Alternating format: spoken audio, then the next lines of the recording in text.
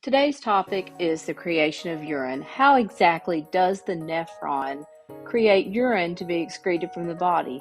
The job of the nephron is to filter your blood, reabsorb what's needed, and excrete the rest as urine out of the body. So we're going to talk about the three different processes involved in that. I didn't think I could draw these as we went, so I went ahead and drew them on my iPad. So we're just going to kind of follow along this way. In the very beginning part is the filtration part. When the blood comes into the glomerulus, you have things filtered out like glucose and sodium, potassium, and also a lot of water is filtered out then. It's filtered out of your blood and it goes into your filtrate. Remember, the filtrate is what's left over that's going to go through the tubules and end up becoming urine at the very end.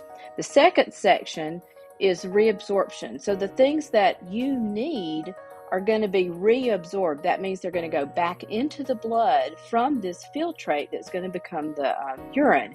This generally happens in the loop of Henle. Remember, this side of the loop is only permeable to water and this side is impermeable to water and only actively transports sodium, potassium, and chloride out this side.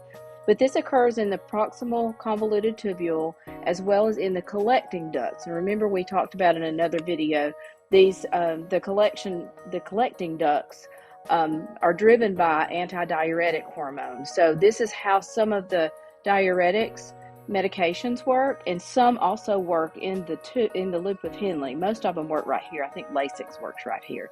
The last section is what is secreted from your blood into your filtrate, these waste products. So these are going to be waste ions, hydrogen ions, things like that are going to be secreted in the distal convoluted tubule into that filtrate from your blood. And then it's going to follow along the collecting duct. Remember, these things are present in the renal pyramids. And then it'll become urine, which will be collected by the calyces and then the renal pelvis. And it'll travel through the ureter and be stored in the urinary bladder until it's time for you to urinate. It goes out the urethra and out of the body.